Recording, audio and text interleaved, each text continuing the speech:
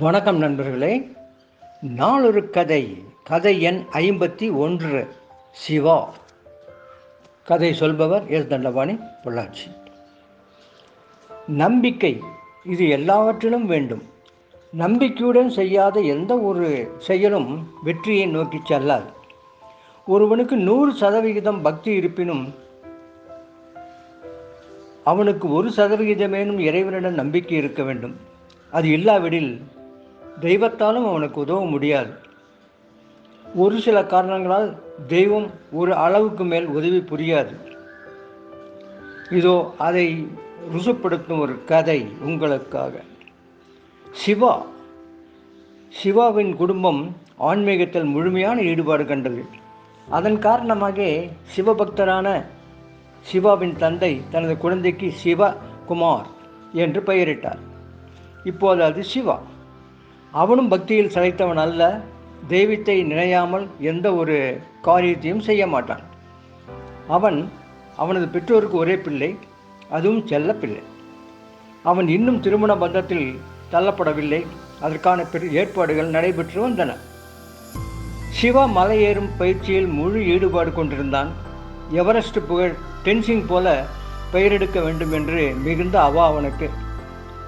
ஏன், அதுவே அவனது லட்சியம். அன்று ஜவ்வது மலைப்பகுதியில் உள்ள உயரமான மலை மீது ஏற ஆரம்பித்தான். அது செங்குத்தான மலை. பாதையோ கரடுமுரடாக இருந்தது. சிறிது சறுக்கினாலும் அதல பாதாளம்தான். எலும்பு கூட மிஞ்சாது. சிவா உற்சாகமாக மலை மீது ஏறிக்கொண்டே இருந்தான்.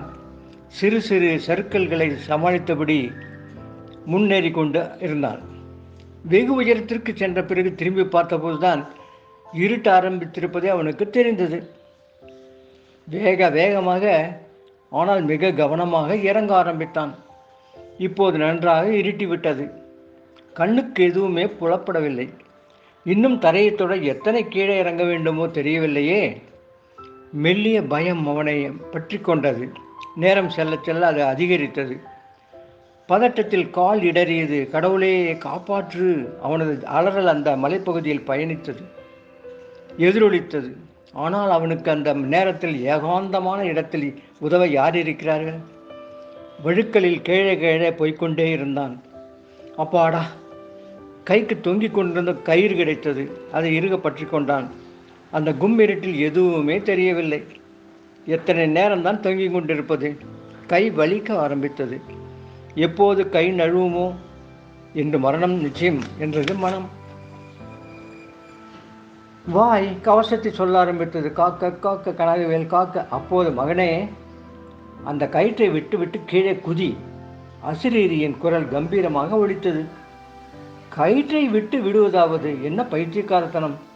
மனம் அசிரீரியின் குரலை கேட்க நம்ப மறுத்தது. ஆனால் உதடுகள் மட்டும் கவசத்தை சொல்லிவிடியே இருந்தன. நடுநிசையும் தாண்டிவிட்டது. ஒரு வழியும் புலப்படவில்லை.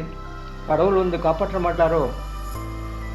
மகனே, தயங்காது, கீழே குதித்து விடு. மீண்டும் அதே குரல் பணிவுடன் கூறியது.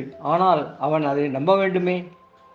நேரம் செல்ல செல்ல கயிறு இறுக ஆரம்பித்தது. பொழுது புலர்ந்தது.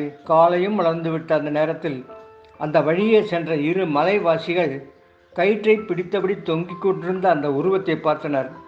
ஐயோ பாவம் என்று மட்டுமே அப்போது அவர்களால் கூற முடிந்தது. உயிர் பிரிந்து உடல் மட்டுமே தொங்கிக் கொண்டிருந்தது. தொங்கிக் கொண்டிருந்த அவனது கால்களுக்கு கீழே வெறும் 4 அடி உயரத்தில் தரையிருந்தது.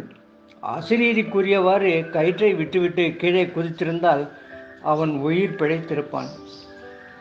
அவனிடம் பக்தி இருந்த அளவு கடவுள் மீது நம்பிக்கை இல்லாமல் போய்விட்டதே.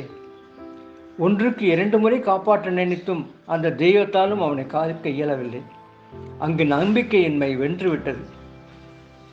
ஆகவே எதிலுமே ஒரு நம்பிக்கை வைப்போம். நம்பிக்கையில் வைத்து முன்னேறுவோம். மீண்டும் நாளை மற்றொரு கதையுடன் சந்திப்போம். நன்றி, வணக்கம்.